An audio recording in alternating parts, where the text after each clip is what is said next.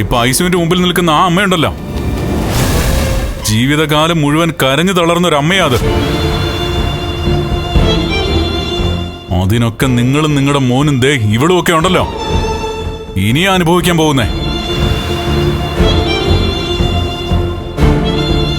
കോടതി കടന്ന് നിന്റെ അച്ഛൻ വട്ടം കറങ്ങൂടി.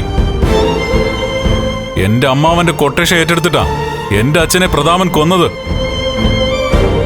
അതിന് വലിയ നഷ്ടപരിഹാരം പ്രതാപനും വാമദേവനും എനിക്ക് തരേണ്ടി വരും. എന്റെ അച്ഛന്റെ മരണം, എന്റെ ഇത്രയും നാളത്തെ ചികിത്സ, എല്ലാത്തിന്റെയും മുതലും പലിശയും പലിശയുടെ പലിശയടക്കം 2 അസുരന്മാരും കൂടി തന്നു തീർക്കേണ്ടി വരും എനിക്ക്. എന്തു ചെയ്യാനാ മോനെ, ഞങ്ങള് പോലെ ഈ അടുത്ത സമയത്ത് അറിയുന്നത് ഇങ്ങനെയൊക്കെ നടന്നെന്നുള്ളത്. എന്തിനാ നിങ്ങൾ അറിയുന്നത്? നിങ്ങളല്ലേ ഈ പരുവത്തിൽ നിങ്ങളുടെ മോനെ ആക്കിയത്. എന്നിട്ട് നിങ്ങളുടെ ആ സ്വഭാവത്തിന് മാറ്റം വന്നില്ല. കൊച്ചുമോൾ ജനിച്ചപ്പോ അവളെ അതിനേക്കാൾ വഷളായിട്ട് വളർത്തി. ഇങ്ങോട്ട് മാറിക്കടി. ഇവരുടെ മറവിന്ന് മാറടി. അങ്ങോട്ട് മാറി നിൽക്കും മോളെ.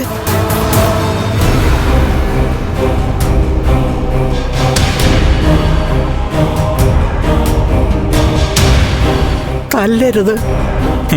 ഇവളെയൊക്കെ തല്ലിയാലേ എന്റെ ഈ തല്ലുന്ന കൈയുണ്ടല്ലോ അത് വെട്ടിക്കളയണം. പിന്നെ തല്ലും ഞാനല്ല, വനിതാ പോലീസ്, പിന്നെ ജയിൽ പുള്ളികളും ജയിൽ ജീവനക്കാരും. മോനെ, എന്റെ പൊന്നു മോനെ, എന്റെ മോളെ ജയിലിൽ കയറ്റരുത്. അതിനുവേണ്ടി നിങ്ങളും ഇവളും പ്രാർത്ഥിക്കും. അകത്ത് കിടക്കുന്ന എന്റെ ഹൃദയത്തിന്റെ തുടിപ്പാ, എന്റെ സ്പന്ദനമാ. മഹിക്കോ കുഞ്ഞിനോ ആപത്തുണ്ടായ ഇവളെ കൂട്ടിക്കൊണ്ടുപോവാൻ കാക്കിയിട്ടവര് വരും. നിനക്ക് എന്റെ വീട്ടിൽ കിടന്ന് അടുക്കളപ്പണി ചെയ്യാനും വീട്ടുജോലി ചെയ്യാനും അല്ലേ പ്രയാസം? നീ ജയിലിലെ പറമ്പ് തൂത്തു തുടച്ച് വൃത്തിയാക്കും. അവിടെ വാർഡന്മാരും ജയിൽ പുള്ളികളും പറയുന്നതും ഒക്കെ ചെയ്യും. നിന്നേക്കാൾ വലിയൊരു ക്രിമിനല് വനിതാ ജയിലിൽ കാണില്ലടി. ഇതുവരെ 2 ആളുകളും നടന്നെന്ന് അറിഞ്ഞിട്ടില്ല. നിന്റെ അച്ഛനും ഉണ്ണിയുടെ അമ്മാവനും കൂടി ചേർന്ന് ചെയ്ത ചതിയുണ്ടല്ലോ, ഉണ്ണി അവന്റെ അമ്മയെ അറിഞ്ഞിട്ടില്ല എന്നാ പറഞ്ഞത്. അവരറിഞ്ഞാലും വലിയ അത്ഭുതമൊന്നും സംഭവിക്കാൻ പോകുന്നില്ല. എങ്കിലും എന്നോടും മഹിയോടുള്ള ദേഷ്യം എന്റെ അച്ഛനോട് ഉണ്ണിക്ക് നിന്റെ അമ്മായിമ്മയ്ക്ക് ഉണ്ടാവാനുള്ള സാധ്യതയില്ല. അതുകൊണ്ട് ആ അപകടം ഒരു കൊലപാതകമാണെങ്കിൽ അവരും നിന്റെ നേരെ വിരൽ ചൂണ്ടും. അത് നീ മനസ്സിൽ വെച്ചോ. മോനെ, എന്റെ കൊച്ചൊരമ്മയാകാൻ പോവുക. ആ സമയത്ത് കുഞ്ഞിന്റെ അച്ഛനും അമ്മയും തമ്മില് തെറ്റിപ്പിരിഞ്ഞു പോകാൻ പാടില്ല. അതൊന്നും ഇനി ഞാനല്ല തീരുമാനിക്കുന്നത്, അവനാ. സ്വത്തും പണവും അവന് വേണ്ടത്, വാരിക്കോരി എടുത്ത് കൊടുക്ക്. അതിനുവേണ്ടി മാത്രം ജീവിക്കുന്നവൻ ചിലപ്പോ കോംപ്രമൈസ് ചെയ്തെന്ന് വരും. അങ്ങനെ ചെയ്തില്ലെങ്കിൽ അച്ഛനില്ലാത്ത കുഞ്ഞിനെ ഇവള് പ്രസവിക്കട്ടെ. അയ്യോ, അച്ഛനില്ലാതെ അതിനെ വളർത്തട്ടെ. നീയൊരു കാര്യം ഓർമ്മിച്ചോ, എന്നും കാണില്ല നിനക്കൊപ്പം ഇവരും നാളെ ജയിലിലേക്ക് പോകാൻ പോകുന്നവനും. നിന്നെ സ്നേഹിക്കുന്നവര് നിന്റെ അരികിൽ നിന്ന് പോയാൽ ഒറ്റയ്ക്ക് നിനക്ക് വളർത്തേണ്ടി വരും നിന്റെ കുഞ്ഞിനെ.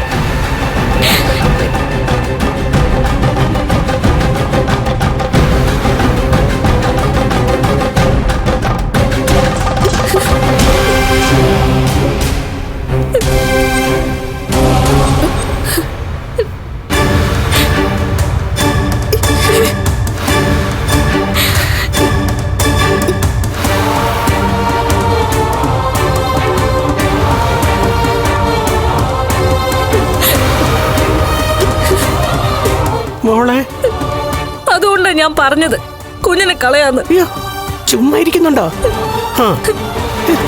ഉണ്ണിയുടെ കാല് പിടിച്ചിട്ടായാലും ശരി, നിങ്ങൾ ഒന്നിച്ച് ജീവിക്കണം. അവൻ പറഞ്ഞതുപോലെ ഞാനും പ്രതാപനും പോയി കഴിഞ്ഞാലേ നിനക്കും നിന്റെ കുഞ്ഞിനും പിന്നെ ഒരു ജീവിതം ഉണ്ടാവില്ല മോളെ.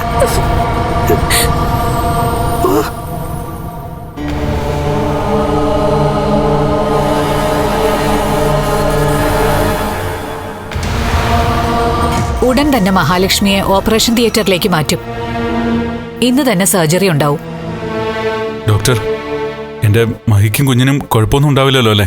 ആ, കുഴപ്പമൊന്നും ഉണ്ടാവില്ല എന്ന് തന്നെയാ വിശ്വാസം. ഡോക്ടറുടെ പറച്ചില് അത്രയ്ക്ക് ആത്മവിശ്വാസം ഉണ്ടെന്ന് എനിക്ക് തോന്നുന്നില്ല. എന്റെ കണ്ണ, മഹാലക്ഷ്മിയുടെ വീഴ്ചയെപ്പറ്റി കണ്ണനറിയാലോ. അതത്ര നിസ്സാരമൊന്നും ആയിരുന്നില്ല. എന്നിട്ടും കുഞ്ഞിന് ജീവന്റെ തുടിപ്പുള്ളത് നിങ്ങളുടെയൊക്കെ ഭാഗ്യമാണെന്ന് കരുതിയാ മതി. ഇനിയിപ്പോ ജീവനോടെ ആ കുഞ്ഞിനെ പുറത്തെടുക്കാനാ ഞങ്ങളുടെയൊക്കെ ശ്രമം. എന്തായാലും അമ്മയ്ക്കും ആപത്തൊന്നും ഉണ്ടാവാൻ പാടില്ല. അമ്മയ്ക്ക് മാത്രമല്ല ഡോക്ടർ, കുഞ്ഞിനും ആപത്തൊന്നും ഉണ്ടാവരുത്. അതൊന്നും നമ്മുടെ കയ്യിലല്ല കണ്ണ. നന്നായി പ്രാർത്ഥിക്കും. എന്റെ ഇച്ഛായനൊക്കെ സകല പള്ളികളിലും വിളിച്ചു പറഞ്ഞിരിക്കുക മഹാലക്ഷ്മിക്ക് വേണ്ടി കർത്താവിനെ വിളിക്കാൻ. ഞാനും തീവ്രമായ പ്രാർത്ഥനയോടുകൂടിയാ ഓപ്പറേഷൻ തിയേറ്ററിലേക്ക് മഹാലക്ഷ്മിയെ കൊണ്ടുപോകാൻ പോകുന്നത്. എല്ലാ പ്രതിസന്ധിയിലും അയാൾക്ക് ദൈവം തുണയായിട്ട് നിൽക്കാറുണ്ട് ഡോക്ടർ. അതെനിക്കറിയാം. പക്ഷേ ഇവിടെയാണ് ആ ദൈവങ്ങൾ മഹാലക്ഷ്മിയെ ഏറ്റവും കൂടുതൽ തുണയ്ക്കേണ്ടത്. അതുപോലൊരു സാഹചര്യമാണിത്. നിങ്ങൾ കാത്തിരുന്ന കുഞ്ഞ് മറ്റ് പ്രശ്നങ്ങളൊന്നും ഇല്ലാതെ പുറത്തു വരണം. അറിയാലോ, മാസം തികയാതുള്ള പ്രസവോ. കുഞ്ഞിന്റെ തൂക്കമൊക്കെ അത്രത്തോളം കുറവായിരിക്കും. 1 മാസം കൂടി കടന്നുപോയിരുന്നെങ്കിൽ ഇത്രയും ടെൻഷന്റെ ആവശ്യമില്ലായിരുന്നു. അത്രയും നാൾ മഹാലക്ഷ്മിക്ക് വേണ്ട സംരക്ഷണം കണ്ണൻ ഉറപ്പിക്കണമായിരുന്നു. ആ, ഇനിയിപ്പൊ സംഭവിച്ചതിനെ കുറിച്ച് പറഞ്ഞിട്ട് കാര്യമില്ലല്ലോ. മഹാലക്ഷ്മിയെ ICUവിന്റെ പുറത്തേക്ക് കൊണ്ടുവരുമ്പോ കണ്ണൻ അവിടെ വേണം. മഹാലക്ഷ്മിക്ക് ആത്മവിശ്വാസം കൊടുക്കണം. ശരി ഡോക്ടർ.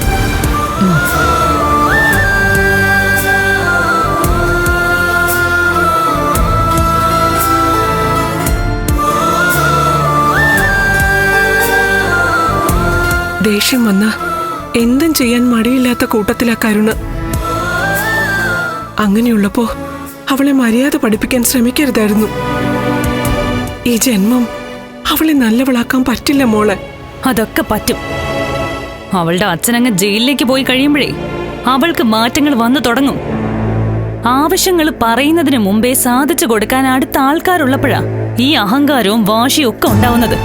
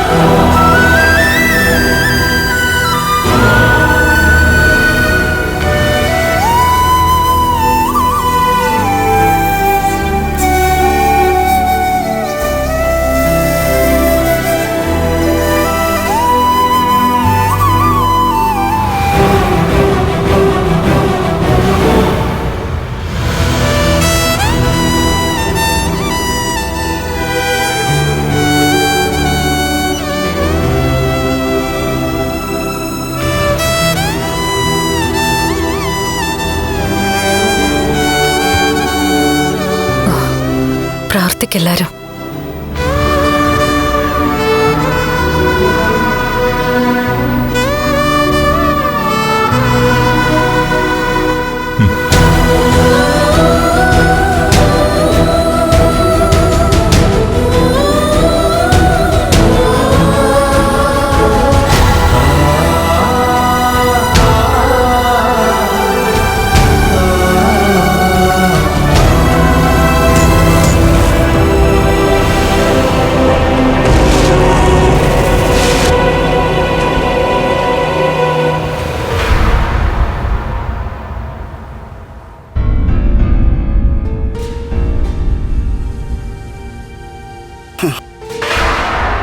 എടാ, മാർക്കോയെ പോലുള്ള ഗുണ്ടകളുണ്ടല്ലോ, അവരെ വിശ്വസിക്കാം.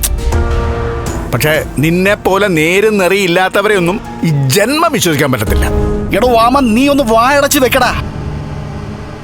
ഞാൻ പറഞ്ഞില്ലേ, ഞാൻ ആരോടും ഒന്നും പറഞ്ഞിട്ടില്ലെന്ന്. നിന്റെ തലയ്ക്ക് വെടിവില്ലാത്ത സമയത്ത് നീ എന്തൊക്കെയാ പറഞ്ഞത് നിനക്ക് ഓർമ്മയുണ്ടോ? വിശ്വനാഥനെ കൊന്നു നീ പറഞ്ഞ കൂട്ടത്തില് എന്റെ പേരും പറയുമായിരുന്നു. പ്രത്യേകിച്ച് എന്നെ കാണുമ്പോ എടാ കൊലയാളി കൊലയാളി എന്നാണ് വിളിച്ചോണ്ടിരുന്നത്. അത് സത്യമല്ലേ? എന്തോന്ന് സത്യം? എന്നാ പിന്നെ സംഭവം നടന്നു കഴിഞ്ഞപ്പോഴേ നിനക്കത് വിളിച്ചു നോക്കിക്കൊണ്ട് നടന്നുകൂടായിരുന്നു? എന്റെ വാമ, ഒരാൾക്ക് സമനില തെറ്റിക്കഴിഞ്ഞാ അയാൾ പറയുന്നതും പ്രവർത്തിക്കുന്നതും ഒക്കെ എന്താണെന്ന് അയാൾക്ക് അറിയാൻ പറ്റുവോ? അതുകൊണ്ട് ഇപ്പൊ എന്തായി? നിന്റെ മോടെ ജീവിതം പോലും ഇപ്പൊ ക്വസ്റ്റ്യൻ മാർക്കാ. ഓ, ഉണ്ണി ഇതൊക്കെ അറിഞ്ഞു കാണുമോ എന്തോ? ഇല്ല, അറിയത്തില്ല. അവന് മാത്രം ചെവിയും കണ്ണും മൂക്കും ഒന്നും ഇല്ലല്ലോ അറിയാതിരിക്കാൻ. എല്ലാത്തിനും കാരണക്കാരി നിന്റെ മോള. അവളോട് ഞാൻ പറഞ്ഞതാ, തൽക്കാലം കണ്ണനും മഹാലക്ഷ്മിയൊക്കെ പറയുന്നത് കേട്ട് അടങ്ങി ഒതുങ്ങി നിൽക്കാൻ. അപ്പോഴവള് സ്റ്റെപ്പിന്റെ മോളിൽ നിന്ന് ഗർഭിണിയായി അവളെ തള്ളി താഴെ ഇട്ടു. നിന്റെ മോളല്ലേ, ആ വിവരദോഷിയായ തള്ളയുടെ കൊച്ചുമോളല്ലേ. അപ്പോ അങ്ങനെയൊക്കെ ഉണ്ടായത് അത്ഭുതമില്ല. താൻ കൂടുതലൊന്നും പറയണ്ട വാമ. തന്റെ കയ്യിലിരിപ്പോണ്ടാ തന്റെ മോൻ മോളിലോട്ട് നോക്കിക്കൊണ്ട് കിടക്കുന്നേ. എടാ, മേഘൻ അങ്ങനെ കിടന്നില്ലായിരുന്നെങ്കിൽ ഇന്ന് പല കാര്യങ്ങളിലും ഒരു തീരുമാനം ഉണ്ടായേനെ. ഒന്നും ഉണ്ടാവത്തില്ല. ഈ മാർക്കോ എന്ന് പറയുന്ന ഒരുത്തൻ ജീവിച്ചിരിക്കുന്നിടത്തോളം കാലം മേഘനെന്നല്ല ആർക്കും, കണ്ണനും മഹാലക്ഷ്മിക്കും ദോഷം ചെയ്യാൻ പറ്റത്തില്ല. അത് ഞാൻ അനുഭവിച്ചറിഞ്ഞ കാര്യ. നമ്മള് ആദ്യം ആ മാർക്കോയെ വകവരുത്തണമായിരുന്നു. അവൻ ഈ ഭൂമിയിൽ ഇല്ലായിരുന്നെങ്കിൽ പലതും നടന്നേനെ. നീ ലോറി കയറ്റി വിശ്വാസനെ കൊന്നതുപോലെ അവനെ കൊല്ലാൻ ഞാനെന്താ? അങ്ങനെ മരിക്കുന്ന ഒരുത്തനായിരുന്നു അവനെങ്കിൽ ഞാൻ അവനെ എന്നെ കൊന്നേനെ. അവൻ ആയുസ് ഒരുപാടാ. തന്റെ മോൻ അവനെ ബൈക്കിടിച്ച് തെറിപ്പിച്ചില്ലേ? എന്നിട്ട് എന്ത് പറ്റി? അവനിപ്പോ ഉഷാറായിട്ട് നടക്കുന്നു. തന്റെ മോനോ ജീവിക്കോ മരിക്കോ എന്നറിയാതെ മോളോട്ട് ഇങ്ങനെ മിഴിച്ചു നോക്കിക്കൊണ്ട് കിടക്കുന്നു. തെളിവൊന്നും ഇല്ലാത്ത കേസാ. ഞാൻ നിനക്ക് കൊട്ടേഷൻ തന്നെന്ന് നിനക്ക് മാത്രമേ അറിയത്തുള്ളൂ. അത് നീ കോടതിയിൽ നിഷേധിച്ചാൽ ഇതൊരു സാധാരണ ആക്സിഡന്റ് ആയിട്ട് കോടതി വിധി എഴുതും. അതെങ്ങനെയാ? ഇതിപ്പോ നമുക്ക് മാത്രമല്ലോ, പോലീസുകാർക്കും അറിയാലോ. നമ്മൾ അവരോട് കുറ്റം സമ്മതിച്ചല്ലേ? എടാ, അത് പോലീസ് തല്ലിയപ്പോ രക്ഷപ്പെടാൻ വേണ്ടി പറഞ്ഞാ മതി. ഇത്രയെങ്കിലും സഹായം നിന്റെ ഭാഗത്തുനിന്ന് ഉണ്ടാവണം. എന്തൊക്കെ പറഞ്ഞാലും ഇനി രക്ഷപ്പെടുമെന്ന് തോന്നുന്നില്ല. കണ്ണനും അവന്റെ കൂട്ടുകാരൻ അനന്തും ഒക്കെ ബുദ്ധിയില്ലാത്തവരൊന്നും അല്ല. എന്തായാലും ഉള്ള വരുമാനം കൂടെ നിലച്ചു. ഇനി എന്റെ ഭാര്യയും മക്കളും ഒക്കെ എങ്ങനെ ജീവിക്കുമെന്നാ ഞാൻ ആലോചിക്കുന്നത്. അല്ലെങ്കിൽ തന്നെ സീമന്തിനി സ്വാതിയുടെ കല്യാണത്തെ പറ്റി ഏതു നേരവും പറഞ്ഞുകൊണ്ടിരിക്കുക. അതിന്റെ ഇടയിൽ കൂടെ അതങ്ങ് നടത്തിയിരുന്നെങ്കിൽ എന്തെങ്കിലും മെച്ചം ഉണ്ടായേനെ. അതിനു പകരം താൻ തന്റെ മോളെ കണ്ണന്റെ പുറകെ വിട്ടില്ലേ കുറച്ചാള്? ഇടോ, ആര് വിചാരിച്ചാലും കണ്ണനെയും മഹാലക്ഷ്മിയും നമുക്ക് വേർപെടുത്താൻ പറ്റില്ല. അവരെ ദൈവം കൂട്ടി യോജിപ്പിച്ച ആ സത്യം ഇനിയെങ്കിലും നമ്മൾ തിരിച്ചറിഞ്ഞേ പറ്റൂ. കണ്ണന്റെ ജീവിതത്തിലോട്ട് അവള് വന്നതാ നമ്മുടെ എല്ലാം തകർച്ചയ്ക്ക് കാരണം. ആ ബന്ധം നീ തന്നെയല്ലേ ചെയ്തു വെച്ചത്? ഇനി അനുഭവിച്ചോ?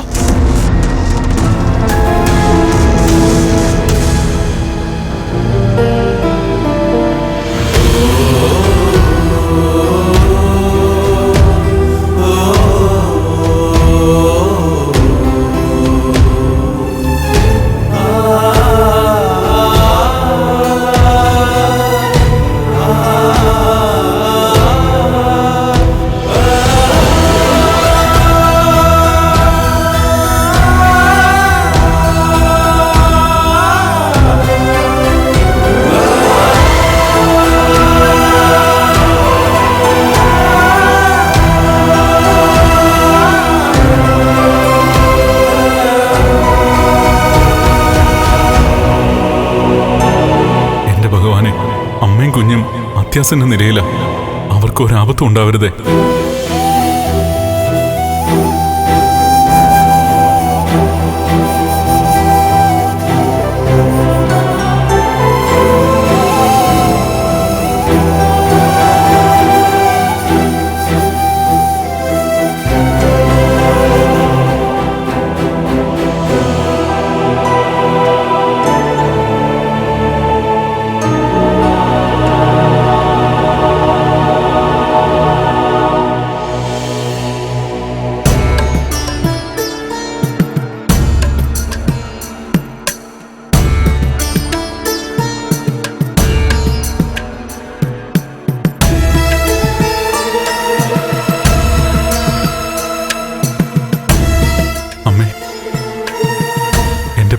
ഹോസ്പിറ്റലാ.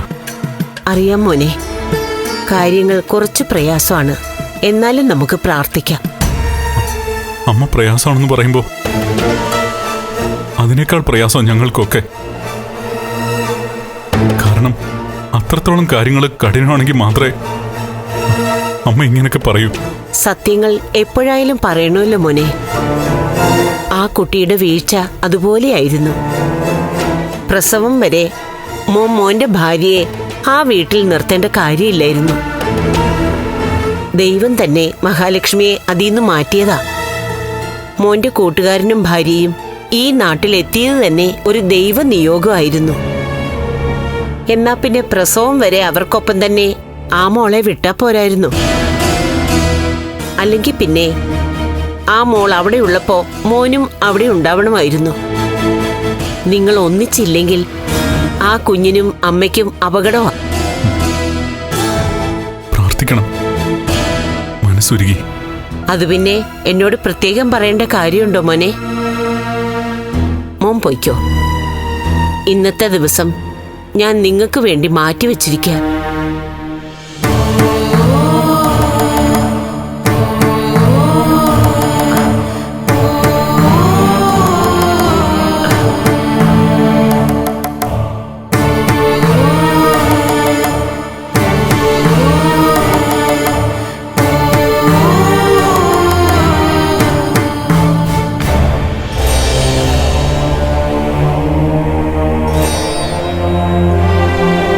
ഒന്നും രണ്ടും ദിവസം കൊണ്ട് അവസാനിക്കുന്നതല്ല നിങ്ങളുടെ ദാമ്പത്യം. അതൊരു ദീർഘപ്പൊരുത്തമാണ്.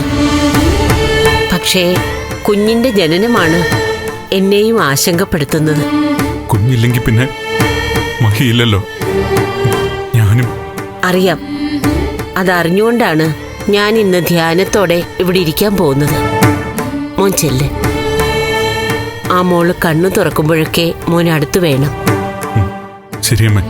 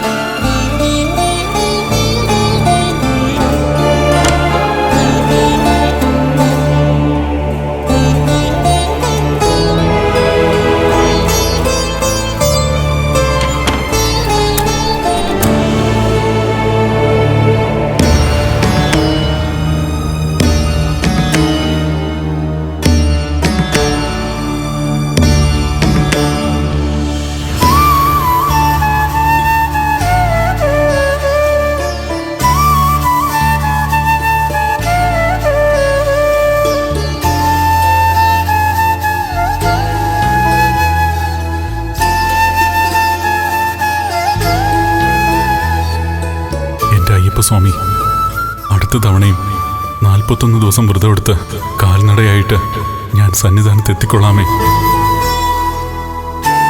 എന്റെ മഹിക്കും കുഞ്ഞിനും ഒരാപത്തും വരുത്തരുത്.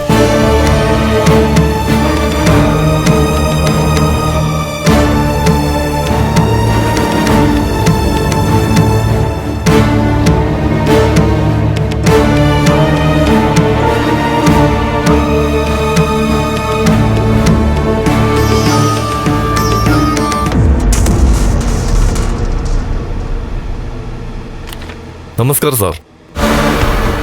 ആ വക്കീലേ, വാ ഇരിക്കൂ. Thank you sir. ഞാൻ ജാമ്യത്തിന് വേണ്ടി വന്നതായിരിക്കും അല്ലേ? അതെ. ഒരു കാരണവശാലും പറ്റില്ല വക്കീലേ. കേസിന്റെ കിടപ്പ് അങ്ങനെയാ. എല്ലാം അറിഞ്ഞു കാണുമല്ലോ. പിന്നെ നാളെ കോടതിയിലെത്തുമ്പോ എന്താണെന്ന് വെച്ചാൽ ആയിക്കോ. ഒരു രക്ഷയില്ല സാറേ. നിങ്ങളെ പിടിച്ച് അകത്തിടേണ്ടതാ. നേരത്തെ മോന്റെ ഒപ്പം ഇവരും ലോകപ്പിനകത്ത് വന്ന് കിടന്നതാ. ഇവർക്ക് വേണ്ടി വക്കാലത്ത് പറയാൻ എന്തിനാ വക്കീൽ സാറേ സാർ നടക്കുന്നത്? അത് ഞങ്ങളുടെ ഡ്യൂട്ടിയല്ലേ. എന്നാലും എല്ലാത്തിനും ഒരു മര്യാദയില്ലേ? ഇവരുടെ മോനെ മാത്രമല്ല, ദേ ഇവളെയും പിടിച്ച് അകത്തിടേണ്ടതാ. എന്തുവാടി നീ ചെയ്തത്? പാവപ്പെട്ടൊരു പെങ്കൊച്ചിനെ സ്റ്റെപ്പിയും തള്ളി താഴെ ഇട്ടല്ലേ? അത് നിന്റെ ചേച്ചിയല്ലേടി? സാറേ, സാറ് ഞങ്ങളുടെ ചരിത്രം അറിയാതെയാണ് സംസാരിക്കുന്നത്. ചരിത്രവും ഭൂമിശാസ്ത്രവും ഒന്നും എനിക്കറിയണ്ട. നിങ്ങളും നിങ്ങളുടെ മോനും ഇവളും പക്കാ ക്രിമിനലുകളായതുകൊണ്ട് നിങ്ങൾ മൂന്നും അകത്ത് കിടക്കേണ്ടതാ. എന്നോ നടന്നൊരു അപകടമാ. അതിന് വ്യക്തമായ തെളിവൊന്നുമില്ല. ആര് പറഞ്ഞു തെളിവില്ലെന്ന്? ഇപ്പൊ ഹോസ്പിറ്റലിൽ ക്രിട്ടിക്കലിൽ കിടക്കുന്ന മഹാലക്ഷ്മി ഉണ്ടല്ലോ, അവർ തന്നെയാണ് അതിനുള്ള ഏറ്റവും വലിയ തെളിവ്. അന്ന് 5 വയസ്സുള്ള ആ കുട്ടി എല്ലാത്തിനും സാക്ഷിയാ. 5 വയസ്സ് പ്രായമുള്ള ഒരു കുട്ടി പറയുന്നത് 100% വിശ്വസിക്കണോ സാറേ? പിന്നെ എന്താണ് വിശ്വസിക്കേണ്ടത്? ലോക്കപ്പിൽ കിടക്കുന്നവന്മാര് കുറ്റം സമ്മതിച്ചു കഴിഞ്ഞു.